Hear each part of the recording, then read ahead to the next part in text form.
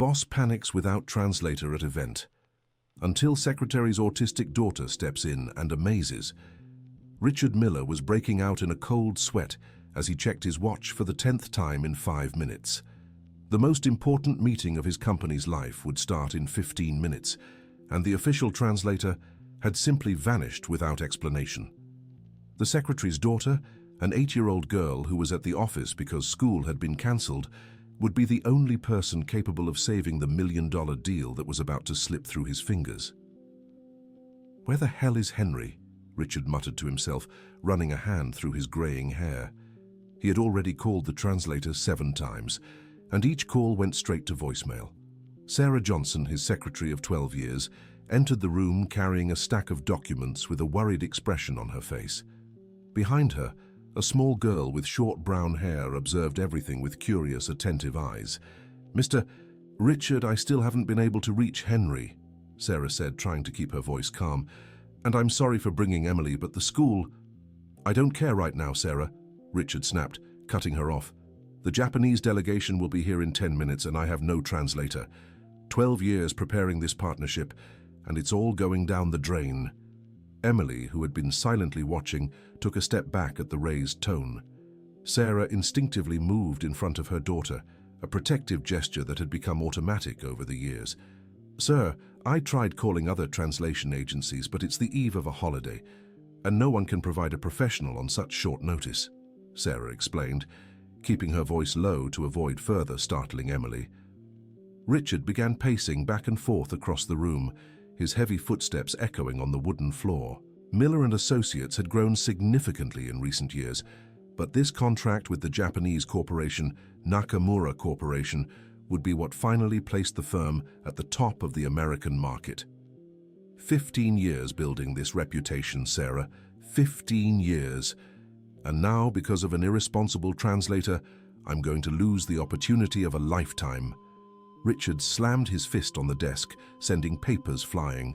Emily tugged at her mother's sleeve and whispered something in her ear. Sarah shook her head and whispered back, "No, sweetheart. Stay quiet in that chair." Richard didn't pay attention to the exchange between mother and daughter. He was too absorbed in his crisis. He had invested a fortune in this meeting, flown the Japanese executives to New York City, booked the most expensive conference room in the hotel, and promised his partners it would be the deal of the century. "Sarah, tell me you have some magic solution hidden somewhere," Richard said, stopping his pacing and looking straight at her. "Dear listener, if you're enjoying the story, don't forget to like and subscribe to the channel. It really helps us newcomers out. Now, back to the story. Sir, Sarah began, but was interrupted by her daughter, who discreetly tugged at her blouse. "Mom, those men at the reception are speaking Japanese," Emily whispered, pointing toward the glass door of the room. Sarah looked in that direction and saw 3 men in dark suits talking to the receptionist. Her heart raced. The executives from Nakamura Corporation had arrived early. "Mr. Richard, they're already here," Sarah warned, her legs feeling weak. Richard looked through the glass and saw the 3 Japanese men. The oldest, who appeared to be in his 60s, was gesturing politely as he spoke to the receptionist in English. The other 2 younger men were scanning the room with professional eyes. "My God, Sarah, this is it. Either I fix this in the next 2 minutes or I go bankrupt," Richard murmured, adjusting his tie with trembling hands. Emily watched everything with unusual focus for a child her age, her eyes fixed on the men at the reception desk, and suddenly she tilted her head to the side, as if processing something important. Sarah noticed her daughter's behavior and grew worried. Emily always acted like this right before one of her sensory episodes. The office environment, with its bright lights and constant noise, was already challenging for her on a normal day. With all this tension in the air, the situation could escalate quickly. "Emily, come here, sweetheart," Sarah said, crouching to her daughter's height. "Let's sit over there in the corner and wait for Daddy Richard to finish his meeting." "Mom, but they're saying it wrong," Emily said with that typical childlike honesty. "What do you mean, honey?" Sarah asked, confused. "The man with glasses said he's happy to be here, but he used the wrong word. He said ureshi, but he should have said kufun shita imasu, because he's not happy with joy, he's happy with excitement about business," Emily explained. as if it were the most obvious thing in the world. Sarah froze. She looked at her daughter, then at Richard, who had stopped walking and was staring at them with a puzzled expression. "Emily, how do you know that?" Sarah asked, her heart racing. "From the cartoons, Mum. You know, the ones I watch every day. Pokemon always talks like that when he's about to do something important," Emily replied, shrugging as if it were no big deal. Richard approached slowly, trying to process what he'd just heard. "Sarah, does your daughter understand Japanese?" he asked, barely believing it. I don't know, sir. She watches a lot of Japanese cartoons, but I never thought she—" Sarah was clearly stunned. Emily, realizing she was the center of attention, grew uncomfortable and hid behind her mother. She didn't like it when adults looked at her like that, with that surprised expression. "Emily," Richard said, softening his tone, "can you really understand when they speak Japanese?" The girl nodded timidly. "And can you speak it too?" he pressed. Emily hesitated, glanced at her mother as if asking for permission, then nodded again. Sarah felt torn between shock and fear. For years, she'd noticed Emily had an unusual knack for languages, but she never imagined it was to this extent. And now, with Richard looking at them like this, she feared he might want to use her daughter to solve his problem. "Mr. Richard, Emily is just a child. She's only 8 years old and—" Sarah began, but he cut her off. "Sarah, you don't understand," Richard said, gripping her shoulders. "Your daughter could save my company. Please, just let her help me today." "No, sir. I'm sorry, but no," Sarah replied firmly, pulling Emily closer. "My daughter isn't some tool you can use when it's convenient." Emily watched the adults argue without fully grasping why her mother seemed so upset. She knew she was different from other kids, and sometimes adults got confused by the things she could do. Richard realized he'd been too blunt and stepped back, taking a deep breath to steady himself. "Sarah, I'm sorry. I didn't mean to sound like that. It's just, my whole company depends on this meeting. 20 employees could lose their jobs if this deal falls through," he said, his voice more controlled. "I understand your situation, sir, but I can't put my daughter under that kind of pressure," Sarah replied, though her voice wasn't as firm as before. Emily tugged at her mother's sleeve again. "Mom, can I say something?" she asked softly. Sarah bent down to listen. "I can help, Uncle Richard. It's not hard. I just have to talk like in the cartoons," Emily said simply. "My dear, are you sure?" "You don't have to feel obligated," Sarah said, looking into the girl's eyes. "I want to help." "Uncle looks so sad," Emily replied, gazing at Richard with that pure empathy only children possess. Sarah took a deep breath. She knew her daughter well enough to understand that once Emily set her mind to something, it was hard to change it. And there was something in the girl's sincerity that made her believe maybe she really could help. "Emily, if you start feeling uncomfortable at all, you tell me right away and we'll stop immediately, okay?" Sarah said, still hesitant. Emily nodded eagerly, and for the first time all morning, Richard felt a flicker of hope. The receptionist knocked on the door and entered without waiting for a response. "Mr. Richard, the representatives from Nakamura Corporation would like to know if they can come up for the meeting," she said, clearly nervous from the tension in the room. "Yes, of course. Send them up," Richard replied, trying to mask his nerves. Sarah quickly smoothed Emily's hair and straightened her beige polo shirt. The girl looked serious, with that intense focus she always had when processing a lot of information at once. "Emily, remember what I always say about looking people in the eye when they talk to you," Sarah whispered to her daughter.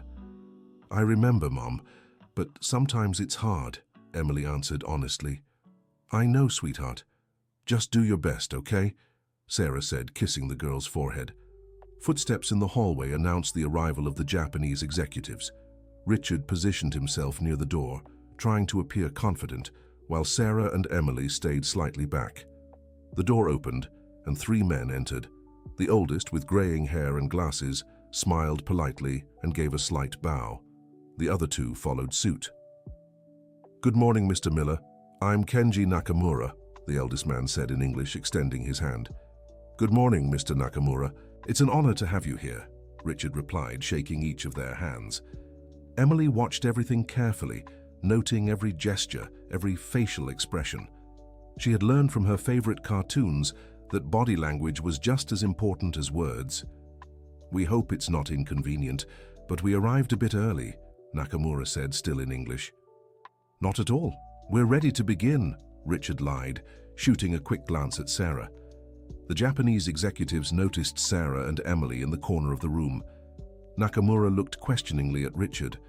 "Oh, this is Sarah, my executive assistant, and her daughter Emily," Richard explained, trying to sound casual. "Her daughter had to come to the office today and, well, she'll stay quietly in the corner." Emily, who had been silently observing, suddenly perked up when she heard the men speaking to each other in Japanese.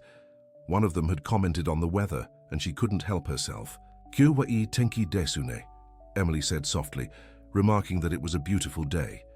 The silence that followed was deafening. The three Japanese executives stared at the girl in complete surprise. Nakamura took off his glasses, wiped them, and put them back on, as if he couldn't believe what he'd just heard. "Sumimasen. Anata wa Nihongo wo hanashimasu ka?" Nakamura asked Emily directly, wanting to know if she spoke Japanese. "Hi, Sukoshi," Emily replied, saying she spoke a little, then hid behind her mother, realizing everyone was staring at her. Richard felt his legs go weak. This couldn't be happening. An 8-year-old child had just finished speaking in Japanese with the most important executives she had ever met in her life. Sarah was pale. She knew her daughter was special, but seeing such ease with the language left her speechless. "This is extraordinary," one of the younger executives murmured to Nakamura in Japanese. "An American child speaking our language with such pronunciation." Emily understood the comment and smiled shyly. "Arigato gozaimasu," she said, thanking him for the compliment. Nakamura slowly approached and crouched down to Emily's level. "How did you learn Japanese, little one?" he asked in Japanese with a gentle smile. "Anime wo mite imasu, mainichi," Emily replied, explaining that she watched cartoons every day. Dear listener, if you're enjoying the story, don't forget to like and especially subscribe to the channel. It helps us a lot as we're just starting out. Now, continuing. The executives exchanged glances, their expressions impressed. It wasn't common to find American children who spoke Japanese, much less with such natural fluency. Richard realized he had a unique opportunity in his hands, but he also knew he had to be very careful. Sarah was clearly uncomfortable with all the attention Emily was receiving. "Well, shall we begin our meeting?" Richard suggested, trying to steer the focus back to business. Everyone moved to the conference table. Richard sat at the head, with the Japanese executives on one side and an empty space on the other where the translator should have been. Sarah hesitated for a moment, unsure where to place herself with Emily. "Please, join us," Nakamura said in English, gesturing to the nearby chairs. Sarah sat cautiously, with Emily beside her. The girl was fascinated by the situation, observing every detail with her characteristic intensity. Richard began his presentation in English, explaining the company and the services they could offer. He spoke slowly, trying to use simple words, but he could still tell not everything was being fully understood. During the explanation, the Japanese executives occasionally spoke among themselves in their native language. Emily listened attentively, and at times her expression changed as if she wanted to say something. "Mr. Miller," Nakamura interrupted after a few minutes. "I apologize, but some concepts are getting lost in translation. Our English is limited for such specific technical discussions." Richard's heart sank. This was exactly what he had feared. Without a qualified translator, crucial details were slipping through the cracks. "I understand, Mr. Nakamura. Unfortunately, our translator had a last-minute issue and—" Richard began to explain, feeling sweat trickle down his back. "Daddy Richard," Emily interrupted softly, "are you talking about the machines that make plastic products?" Richard looked at her, surprised she had grasped the subject of the presentation. "Yes, Emily. How did you know?" he asked. "Because they're confused about the word molding. In Japanese, there are two different words, keigata for small molds and chuzu for big molds. You're talking about the big ones, right?" Emily explained with the simplicity only children possess. Nakamura looked at Emily with renewed interest. "She's right," he said in English. There was a conceptual confusion. Sarah grew increasingly uneasy. She didn't like seeing her daughter at the center of attention in an adult business setting. She knew Emily well enough to understand she could easily become overwhelmed. "Emily, sweetheart, why don't you draw something while the adults talk?" Sarah suggested, pulling a notebook and pencil from her bag. "But Mom, they really need help," Emily replied, looking at the Japanese executives with concern. Richard noticed Sarah's hesitation and stepped closer to her. "Sarah, I know you're worried, but Emily can really help us. I promise if she shows any sign of discomfort, we'll stop immediately," he said quietly. "Sir, my daughter isn't a professional translator. She's just an 8-year-old child," Sarah answered, keeping her voice low to avoid drawing attention. "I understand that, but she might be our only chance," Richard insisted. Emily, who had been listening to the adults' conversation, suddenly stood up from her chair.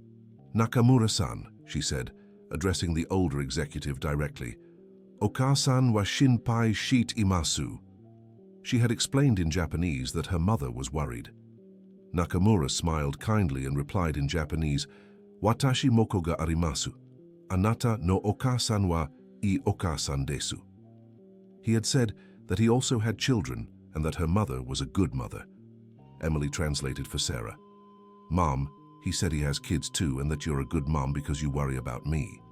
Sarah was touched by the man's kindness, but was still hesitant. Nakamura, sensing the situation, spoke directly to Sarah in English. "Ma'am, I understand your concern. I have 2 children. If the girl wants to help us, it would be very kind. But if she wants to stop, we'll completely understand." Emily looked at her mother with those big, earnest eyes. "Mom, I want to help. They're nice and Uncle Richard really needs it," she said. Sarah sighed and nodded, still reluctant. "All right, but at the first sign that you're tired or uncomfortable, we stop everything," she said firmly. Emily smiled and returned to her chair, now officially part of the meeting. Richard resumed his presentation, but now with renewed confidence. Whenever she noticed something wasn't being fully understood, Emily stepped in with simple, precise explanations. "We can provide a complete logistics system," Richard explained. Emily noticed the confused expressions of the Japanese executives and said, "Nakamura-san, complete system in Japanese is kanzen na shisutemu, but when we talk about company logistics, it's better to use butsuryu kanri, because it means organizing and taking care of things that move from one place to another." Nakamura nodded gratefully, and the other executives also seemed more satisfied with the explanation. The meeting continued surprisingly smoothly. Emily didn't just translate words. She explained concepts in a way that made sense in both cultures. It was as if she had an intuitive understanding that communication was much more than just exchanging words. During a coffee break, Nakamura approached Sarah. "Your daughter is very special," he said in English. "She doesn't just speak our language, she understands our intentions. That's rare, even among professional translators." "Thank you," Sarah replied, watching Emily as she quietly drew in her notebook. "She's always been different. She grasps things other kids don't." "Different people are the most precious gifts," Nakamura said with a warm smile. When the meeting resumed, the discussion turned to numbers and contracts. Richard began presenting spreadsheets and financial projections. The technical terms in English were complex, and the Japanese executives clearly struggled to keep up. Emily watched the numbers on the screen and suddenly seemed confused. She looked at her mother, then at Richard, and began rocking slightly back and forth. Sarah recognized the signs immediately. Emily was becoming overwhelmed. "Emily, sweetheart, are you okay?" Sarah asked gently. "Mom, there are too many numbers. They're talking too fast and I can't—" Emily started to become visibly agitated. Sarah quickly stood up and approached her daughter. "It's okay, sweetheart. Let's take a break," she said, hugging Emily. Richard, noticing the situation, immediately stopped the presentation. "Of course, let's take a break," he said, concerned. Emily began rocking more intensely and covered her ears with her hands. The fluorescent lights in the room, which had never bothered her before, now seemed too bright. The sound of the air conditioning became deafening. "Too much light, Mom. Too much noise," Emily said, clearly in sensory overload. Sarah, experienced in handling these situations, quickly dimmed the room lights and asked for the presentation sound to be turned off. "Mr. Richard, I need to take Emily to a quieter place," Sarah said, trying not to show panic. Of course. Do whatever is necessary," Richard replied, feeling guilty for putting the girl in that situation. The Japanese executives watched the scene with genuine concern. Nakamura approached cautiously. "Is there anything we can do to help?" he asked quietly. "Thank you, but no. She just needs a calmer environment," Sarah explained, stroking Emily's hair. Emily kept rocking and murmuring things in Japanese that Sarah couldn't understand. They were phrases from cartoons that calmed her during meltdowns. Nakamura, hearing the murmurs, realized Emily was reciting a traditional Japanese song his own grandmother used to sing to him as a child. "She's singing Furusato," he said, moved. "It's a song about home and family. My grandmother sang this to me when I was little and scared."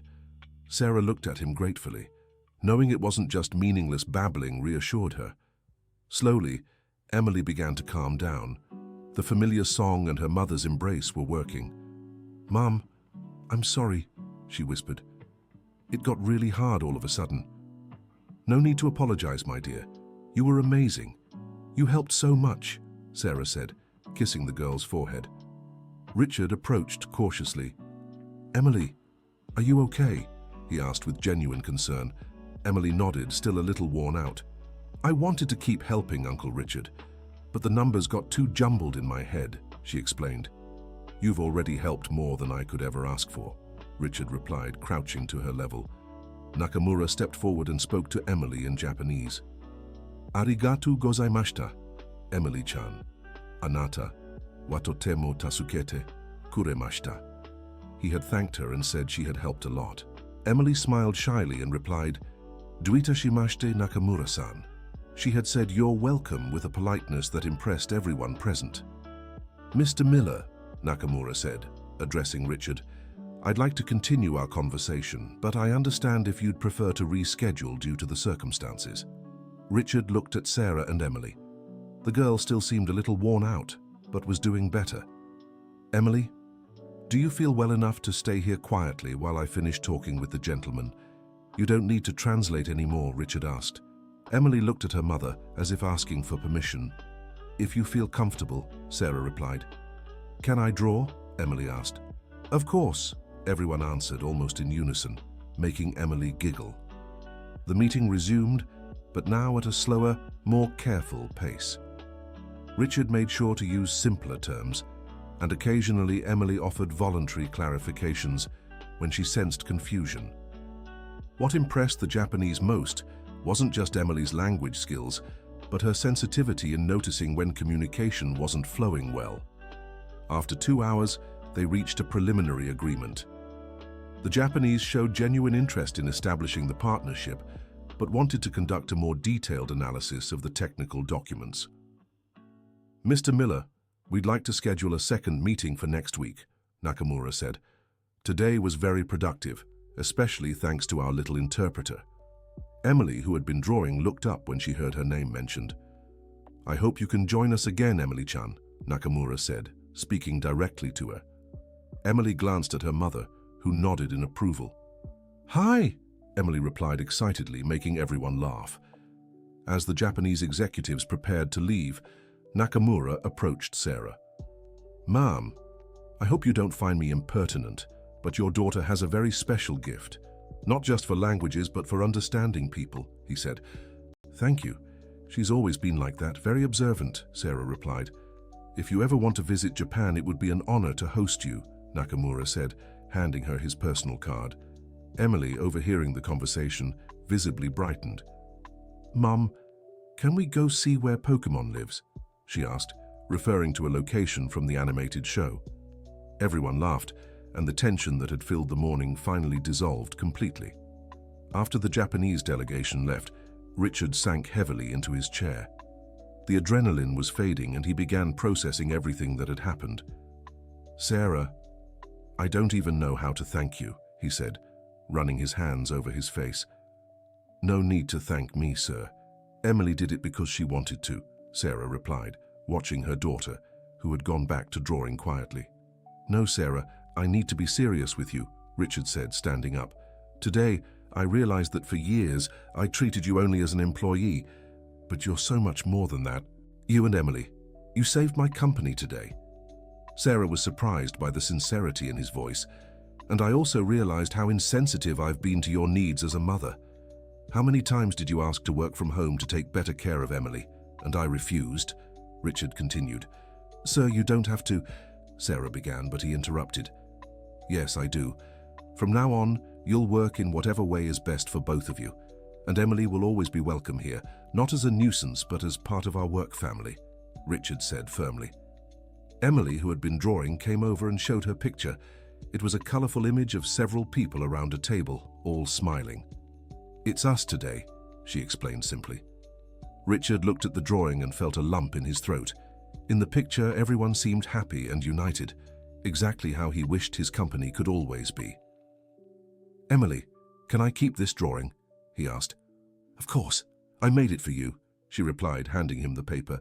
Richard smiled and pinned the drawing to the wall behind his desk, where a framed diploma had once hung. "There, now it'll stay here to remind me of what really matters," he said. The following week, the second meeting took place as planned. Emily participated again, but this time as an official collaborator, with scheduled breaks and a more suitable environment for her needs. The contract with Nakamura Corporation was successfully signed, but more important were the changes that took place at Miller & Associates. Richard implemented a flexibility policy for parents of children with special needs. Sarah was promoted to International Relations Coordinator with an adjusted salary and flexible hours. But the biggest change was in Richard himself. He had come to understand that business success meant nothing if it wasn't accompanied by humanity and respect for people.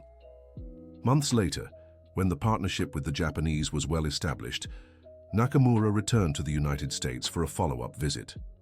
He brought with him special gifts, a collection of Japanese manga for Emily, and an official invitation for her and Sarah to visit Japan as guests of the company. Emily had continued studying Japanese, now with a private tutor paid for by the company.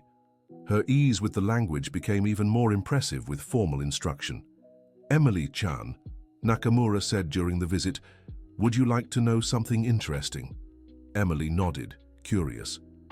"After our first meeting, I researched children like you who have special talents. I discovered that in Japan, we have a very beautiful word for it, takara. It means treasure," he explained. Emily smiled, understanding the affection behind his words. "And do you know what else?" Nakamura continued. "My company in Japan is creating a special program for children with unique gifts. You were our inspiration." Sarah felt her eyes well up. Seeing her daughter valued and respected for her differences rather than seen as a problem was more than she had ever dreamed of. Richard, who had been observing the conversation, stepped forward. "Nakamura-san, I have a proposal," he said. "How about we create a cultural exchange program between our companies? Emily could be our first junior ambassador. Dear listener, if you're enjoying the story, please take a moment to like and subscribe to the channel. It really helps us as we're just starting out." Now, back to the story. "It would be an honor," Nakamura replied, smiling. Emily, listening to the conversation, was visibly excited about the possibility of traveling to Japan. But before answering, she looked at her mother. "Mom, will you come with me?" she asked. "Of course, my dear. Always together," Sarah replied, hugging Emily. A few months later, Sarah and Emily made their first international trip. In Japan, they were welcomed like true celebrities. Emily visited schools, appeared on children's TV programs, and helped promote the importance of inclusion and respect for differences. But the most special moment of the trip came when they visited a school for children with special needs in Tokyo. Emily connected instantly with the children, regardless of language barriers or their different conditions. "Mum, they're just like me," Emily said, watching a boy who rocked his body the same way she did when concentrating. "Yes, sweetheart, and see how happy they are being themselves," Sarah replied. During the school visit, Emily met Daiki, a 9-year-old boy who, like her, had an extraordinary gift for languages but spoke English with a perfect accent because he watched American soap operas. "Do you like Pokemon?" Daiki asked in English. "I love it." "And do you like soap operas?" Emily replied. "I do. My favorite is about a girl who can talk to horses," Daiki said excitedly. Sarah and the Japanese teacher exchanged glances and smiled. It was magical to see how the children connected, despite their differences. Emily and Daiki spent the rest of the visit chatting in a mix of English and Japanese, talking about their favorite cartoons, their struggles in school and how they sometimes felt different from other kids. "Emily-chan," Daiki said before she left, "I want to be a translator like you when I grow up. And I want to visit the United States to see the soap operas for real," Emily replied. The two children said goodbye with a promise to keep writing to each other, which they faithfully did for years to come. Back in the United States, Emily returned to her normal routine, but now with a completely new perspective on her special abilities. She had learned that being different wasn't something to be ashamed of. It was something she could use to help others. At school, Emily began helping classmates who struggled with languages. Her teacher, initially skeptical, soon realized that Emily had a unique way of explaining complex concepts simply. "Emily, how do you get Paul to understand the difference between present and past tense in English when I tried for weeks and couldn't?" the teacher asked one day. "It's easy, Mum. I say the present is like now when we're talking, and the past is like yesterday when it already happened. Then I show it with gestures," Emily explained, demonstrating the movements she used. The teacher noticed that Emily not only understood the concepts, but had a natural teaching intuition. At home, Sarah watched the changes in her daughter with joy and pride. Emily was more confident, more communicative, and above all, happier with herself. "Mom, today Carly asked me if I was normal because I speak Japanese," Emily shared one day after school. Sarah's heart tightened, fearing her daughter had felt hurt. "And what did you say?" she asked, keeping her voice calm. "I said I don't know what normal is, but being different is cool because I can help people like Uncle Richard and my Japanese friends," Emily replied naturally.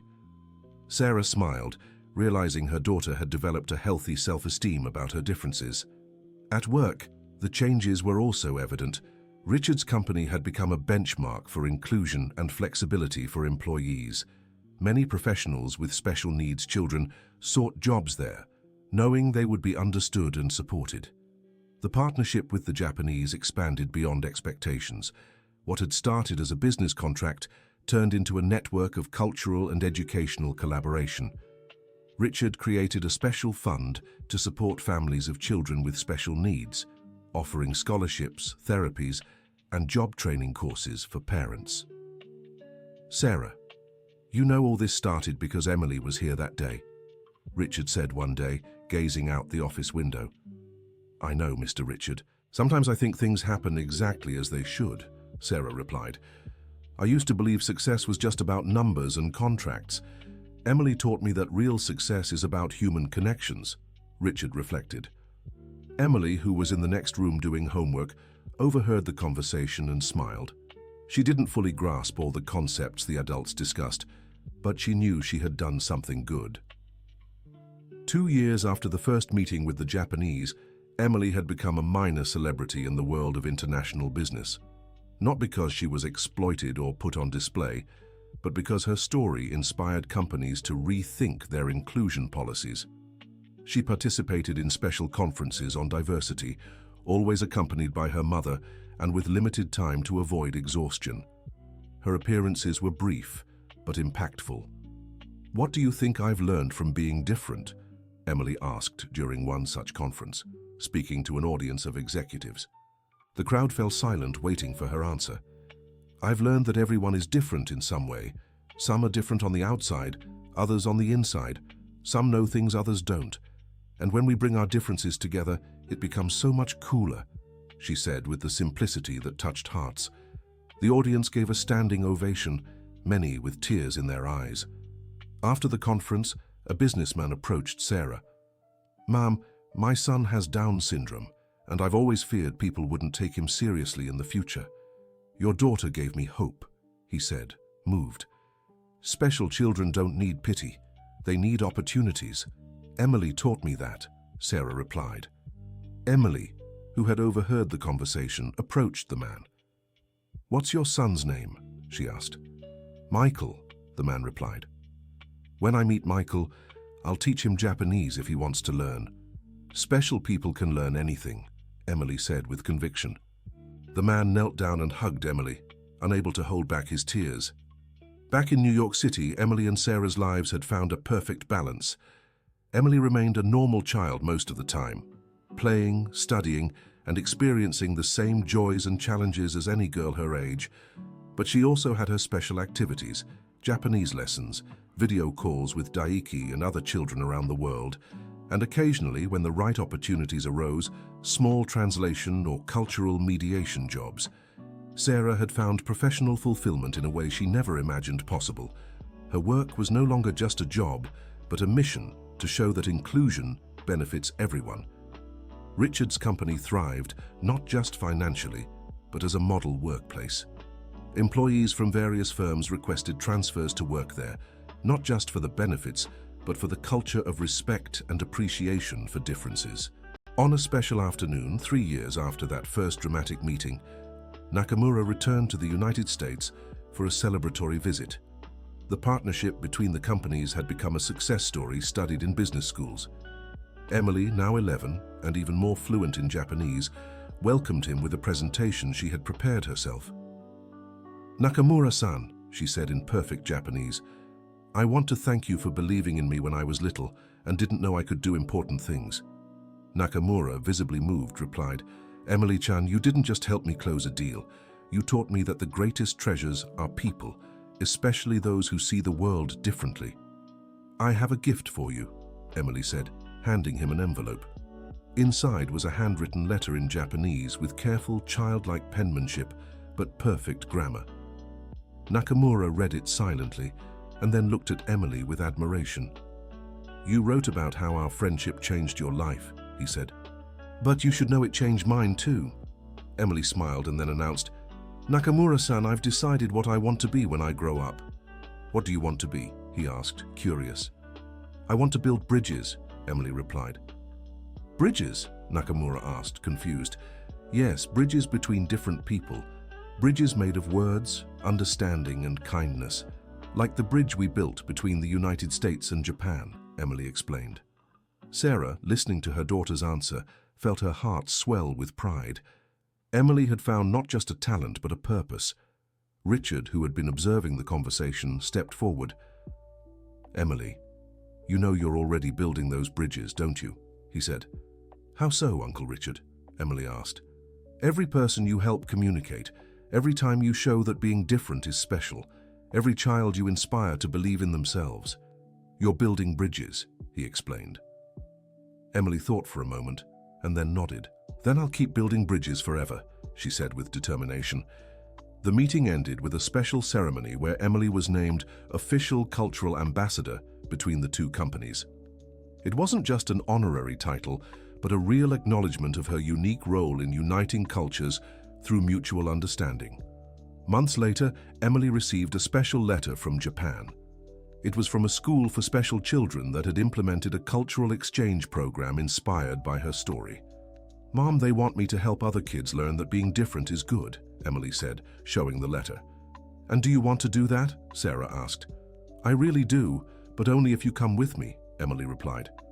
"Always, my dear, always together," Sarah assured her. That night, as Emily slept, Sarah reflected on the journey they had taken. From that chaotic morning at the office to becoming global advocates for inclusion, it had been a transformation she could never have imagined. Richard had also changed completely. The businessman, once focused solely on profits, had become a leader who understood that true success came from valuing people. The company had grown exponentially, not just because of the Japanese partnership, but because the culture of inclusion attracted the best talent and created a workplace where everyone felt valued. Emily continued to grow, always keeping her sweet personality and her special ability to connect people. Her language skills expanded to other languages, but she never lost sight of her main focus, using her gifts to help others. Years later, when Emily turned 15, She gave an interview to a business magazine that had invited her as the Young Inspiration of the Year. "Emily, what advice would you give to other kids who feel different?" the journalist asked. "I'd say being different isn't a problem to be solved. It's a gift to be shared. Everyone has something special to offer the world, but sometimes we need courage to show who we really are," Emily answered with a maturity that impressed everyone. "And for parents of special children," the journalist continued, "to believe in their kids even when no one else does. My mum always knew I was capable of good things even when I didn't. That made all the difference," Emily said, looking at Sarah, who was present at the interview. "And for business leaders?" was the final question. "That they see people for what they can contribute, not for what they can't do. Sometimes the best solutions come from the most unexpected places," Emily concluded. The interview was published and went viral on social media. Thousands of families with special children shared the story, finding hope and inspiration in Emily's words. Richard's company continued to grow and became a global benchmark for inclusive practices. The program, created to support employees with special needs, children, was adopted by hundreds of other companies worldwide. Sarah became an international consultant on corporate inclusion, traveling the world to teach other businesses about the benefits of valuing diversity. Nakamura and Emily maintained their friendship over the years. He became a father figure to her, and Emily became the inspiration for him to create similar programs in Japan. The drawing Emily had made on that first dramatic day remained framed on Richard's office wall, serving as a daily reminder that true success always includes humanity and respect. On a special afternoon, 10 years after that first meeting, everyone gathered again to celebrate a decade of successful partnership. Emily, now an 18-year-old young woman, had graduated high school and was preparing to study international relations with a focus on cultural mediation. "Do you know what amazes me most about this whole story?" Richard said during the celebratory dinner. "What?" everyone asked in unison. "It started as a problem but turned into the greatest blessing of my life. That day the translator didn't show up was the day everything changed for the better," he reflected. Emily smiled and said, "Uncle Richard, I think the best things in life happen when we least expect them, like when I just wanted to help and ended up discovering I could make a difference in the world." Sarah looked at her daughter with infinite pride. The shy girl who used to hide behind her had grown into a confident young woman who used her gifts to build bridges between people and cultures. "Emily," Nakamura said, "I have a proposal for you."